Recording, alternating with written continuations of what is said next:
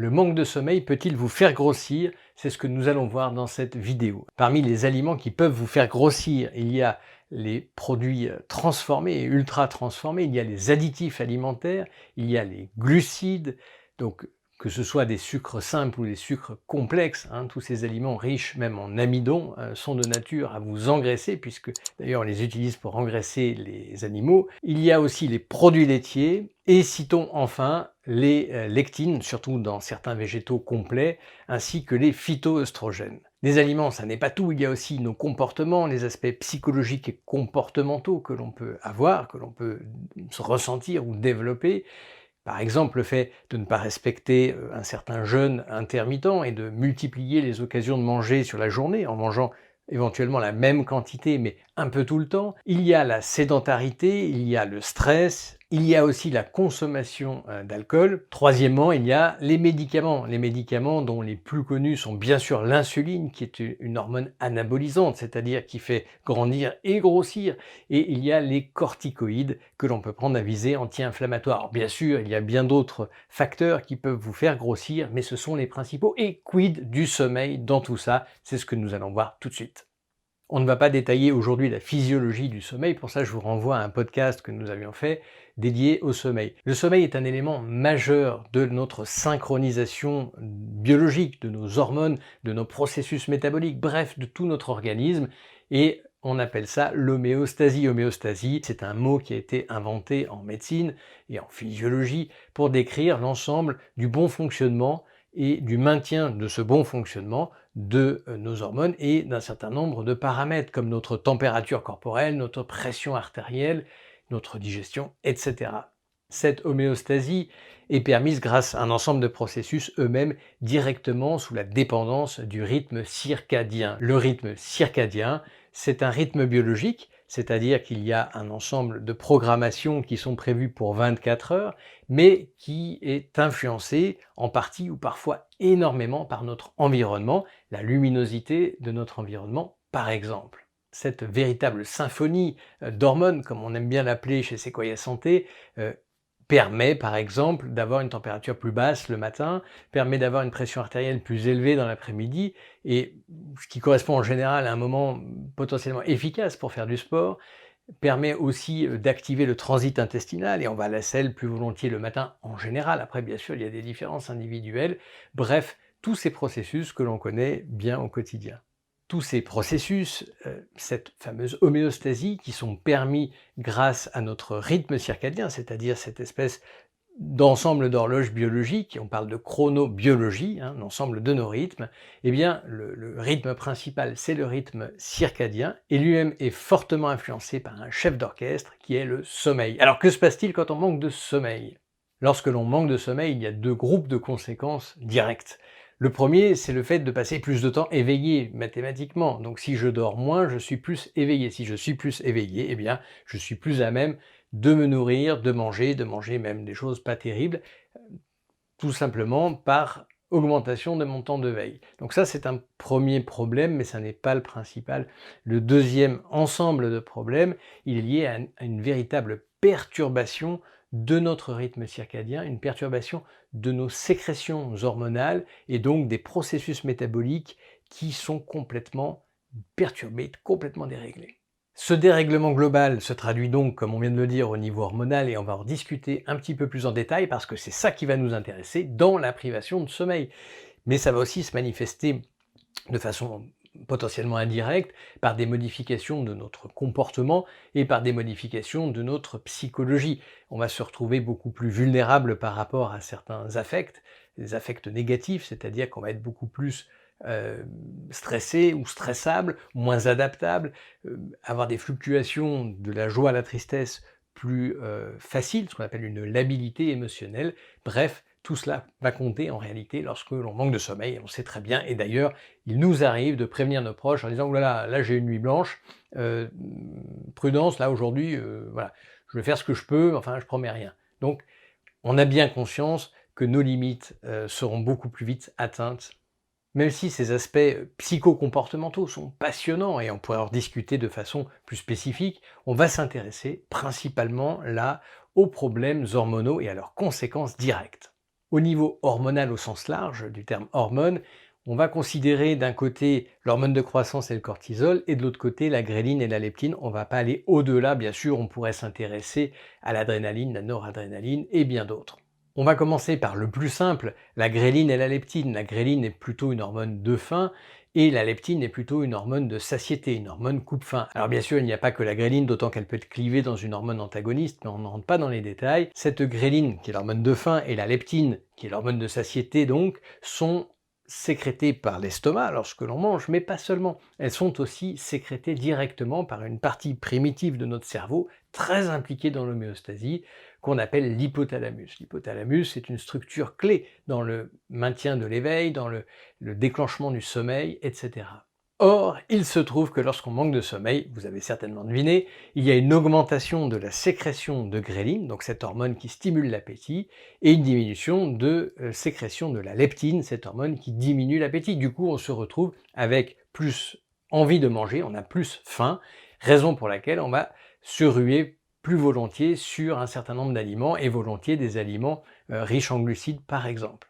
On va passer maintenant à l'hormone de croissance et au cortisol. Alors, on va peu détailler l'hormone de croissance, juste un mot, disons que l'hormone de croissance est une hormone, bien sûr, qui est impliquée dans la croissance de l'enfant, mais pas seulement. Elle a un rôle très important chez l'adulte. Alors bien sûr, une sécrétion trop importante d'hormones de croissance entraîne des maladies.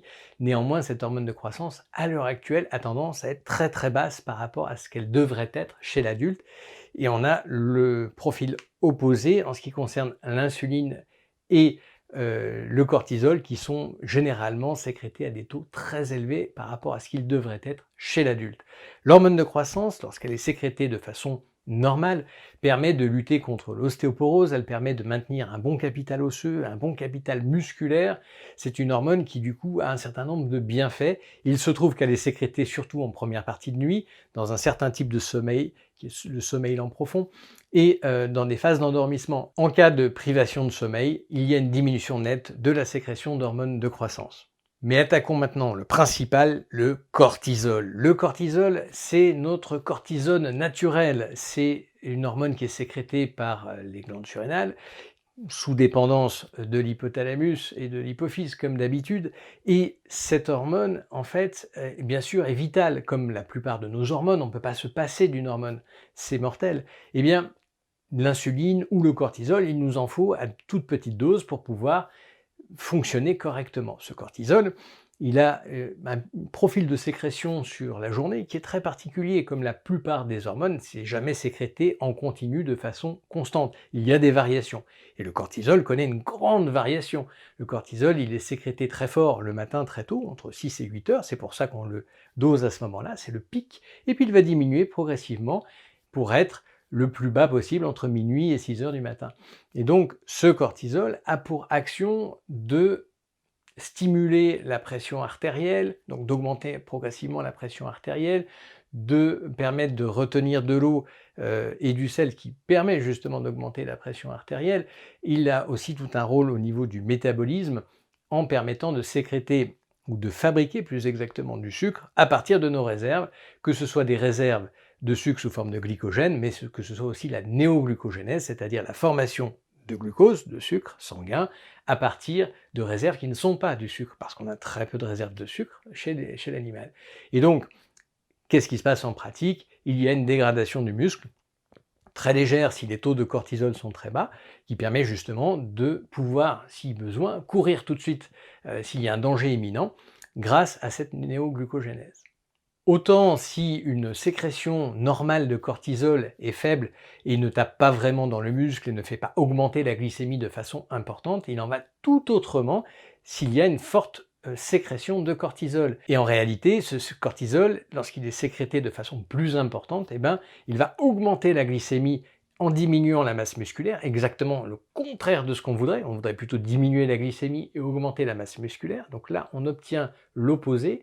Et cette augmentation de la glycémie sur le moyen terme, en cas de sécrétion prolongée de doses élevées de cortisol, eh bien, ça va entraîner une augmentation de la sécrétion d'insuline en réponse à ce cortisol pour freiner aussi cette augmentation de la glycémie.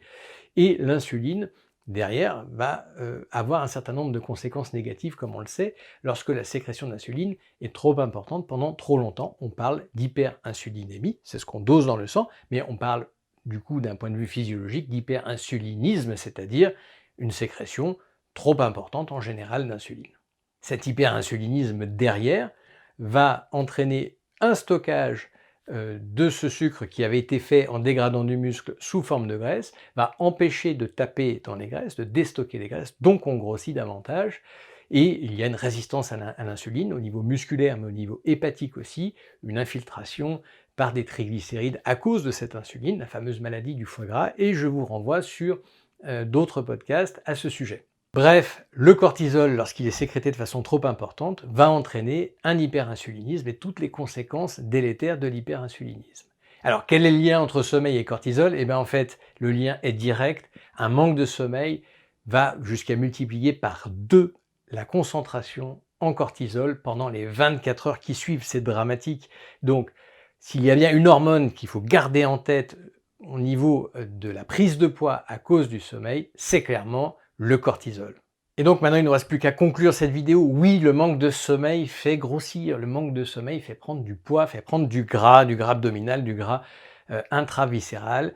Oui, c'est embêtant. Pourquoi? Essentiellement par des perturbations globales d'un certain nombre d'hormones de satiété, d'hormones de la faim, mais aussi et surtout par une augmentation massive des taux de cortisol.